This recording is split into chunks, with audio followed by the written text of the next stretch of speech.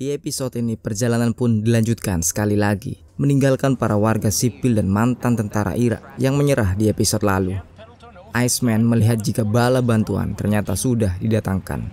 Seluruh divisi pertama Angkatan Laut Amerika, lengkap dengan truk supply dan buasnya barisan M1 Abrams, melaju di jalan tol milik Saddam Hussein.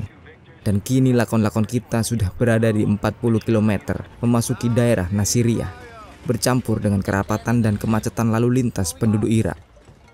Pada malam harinya, saat berhenti dan beristirahat, beredar kembali Sersan Mayor Sixta yang lagi-lagi mempermasalahkan kumis para pasukan, sembari mengumumkan jika operasi militer kali ini, para serdadu dilarang keras memelihara kumis. Pagi pun tiba dan terlihat para pemukiman warga lokal dengan para tentara Amerika yang terkesan berbuat seenaknya sendiri, buang air besar sembarangan di halaman-halaman rumah warga. Hingga Letnan Vick menyampaikan jika mereka harus sekali lagi bergerak. Dan prosedur kali ini ialah menembak langsung siapa saja yang membawa senjata, kakek-kakek, perempuan tua, atau anak kecil, selama mereka menyandang AK atau Norinco, haruslah dibasmi mati. Perjalanan berikutnya membawa mereka menjauh dari daerah bersahabat. Heli Cobra mendahului patroli memasuki zona bahaya, dan di bawah Iceman CS melihat parahnya musuh menumpas kandaskan pasukan supply marinir yang lebih dulu datang.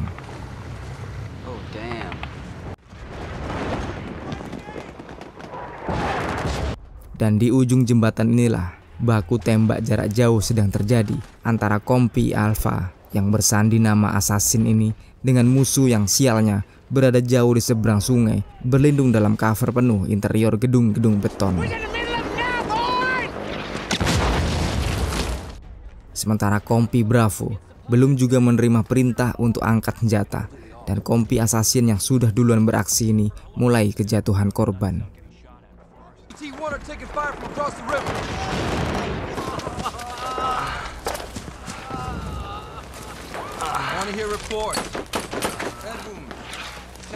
Di tengah carut-marut long distance ini datanglah Mayor Jenderal Maddox Mattis yang marah besar pada Kolonel Dowdy karena membiarkan kompinya dipukul dan terpaku serta tak bergerak maju.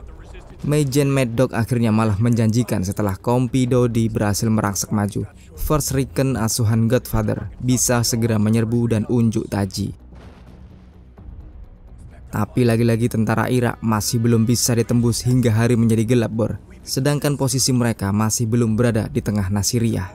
Godfather menjelaskan jika Kompi Tarawa yang sudah 36 jam berada di tengah Nasiriyah sedang dalam posisi tertekan luar biasa dan sudah kehilangan 200 orang serdadunya.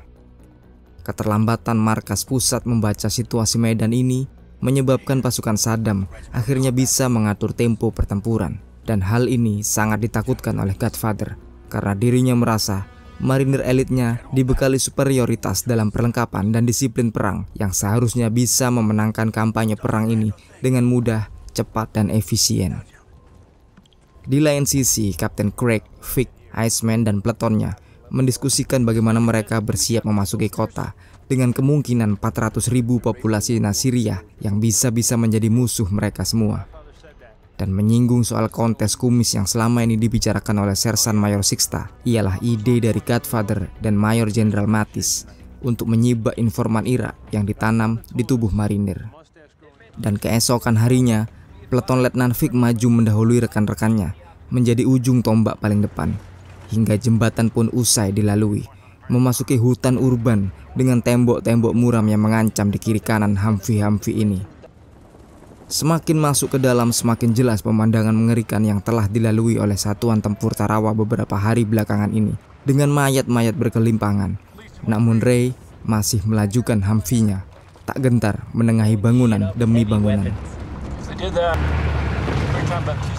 Tapi perintah berhenti datang tiba-tiba, tepat di tengah area yang sangat cocok menjadi sarang sergapan musuh. Ini membuat Iceman dan rekannya khawatir dengan perintah demi perintah yang meragukan bagi anak buahnya ini. Sampai komando pemberangkatan dibunyikan sekali lagi dan perjalanan pun berlanjut. Hingga mereka keluar dari perkotaan dan memasuki area padang pasir dengan tontonan mayat-mayat kaku yang kebanyakan warga sipil tergeletak di sepanjang jalanan. Dan para serdadu di Humvee Iceman semakin bosan dengan keadaan ini, termasuk jurnalis Rolling Stone yang masih hidup dan bernafas ini. Tapi Iceman melihat adanya pergerakan di sebelah kanan, mengamatinya dengan teropong night vision, menyerupai beberapa orang dengan peluncur roket, sekaligus memaksa barisan konvoi berhenti dan standby. Vic memerintahkan Sersan Rudy dan Peppy Patrick mengambil M40-nya yang segera bersiap tiarap mengarahkan larasnya pada musuh. Rudy sebagai spotter memberi petunjuk pada Peppy untuk sedetik kemudian Fire.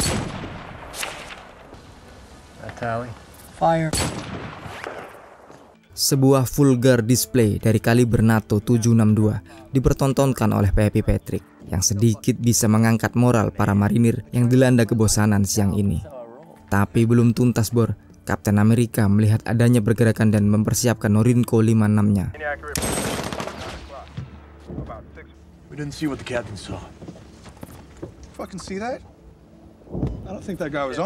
Tibalah saat First Recon kita memisahkan diri dari konvoi divisi utama, melakukan pengintaian rute dan memasuki perkampungan warga, di mana peleton ini disambut ramah dengan penghuni lokal.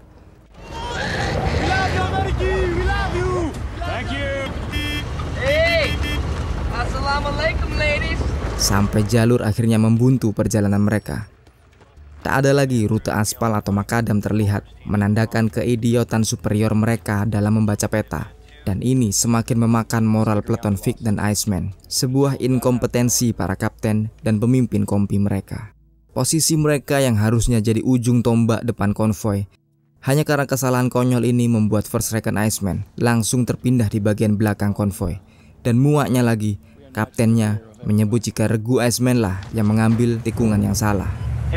Dalam lanjutan perjalanannya, mereka banyak menemui warga sipil yang menerangkan melalui translator bernama Miss jika pasukan musuh sudah menunggu mereka di kota berikutnya, yaitu Algarve, dengan tank dan artileri komplit.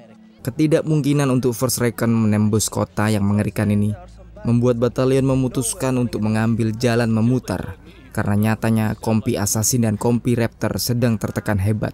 Dan untuk saat ini, Vic dan Iceman terpaksa harus menunggu di tempat. Tapi Godfather yang mengetahui jika kompi Alpha atau kompi Assassin bisa mempertahankan posisinya walau digempur musuh, membuat Godfather memaksa unit ini untuk semakin merangsek memasuki kota. Tugas yang diterima dengan kecut oleh pemimpin Assassin. Dan perintah dadakan Godfather ini juga berdampak pada Bravo 1 yang juga malah diperintahkan untuk ikutan masuk ke kota berapi ini. Tapi anehnya, kota tampak kosong ketika dipenetrasi, dan Humvee terus melaju dengan tegang, sampai akhirnya dari arah jam 12, Iceman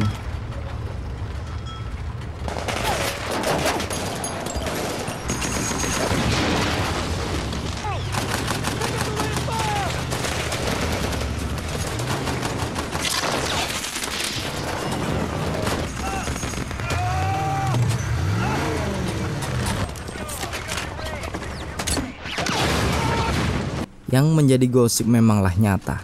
Peleton ini juga dihajar peluru dari seluruh penjuru, kiri, kanan, atas, dan bawah.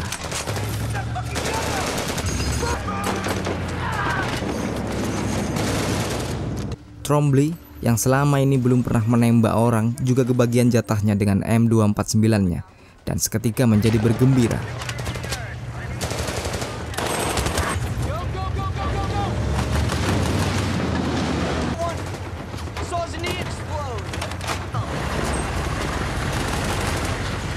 Dan secara ajaib setelah pertarungan urban yang intens ini, Bravo 1 berhasil menembus kota dan beredar di daerah aman dengan selamat. Lalu untuk selanjutnya mereka beristirahat. Tapi belum sempat puas diri, beredar sekali lagi Sersan Mayor Sixta yang sekali lagi juga mengharuskan disiplin grooming untuk kumis-kumis para pasukan.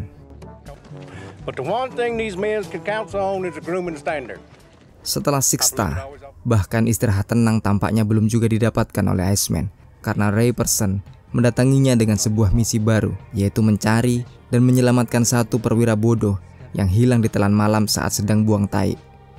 Lagi-lagi, tugas konyol mengancam nyawa karena para superior langsung mereka yang minim kompetensi tempur. Dan semoga kita bisa berjumpa untuk episode berikutnya. Wassalamualaikum, yuk Bye.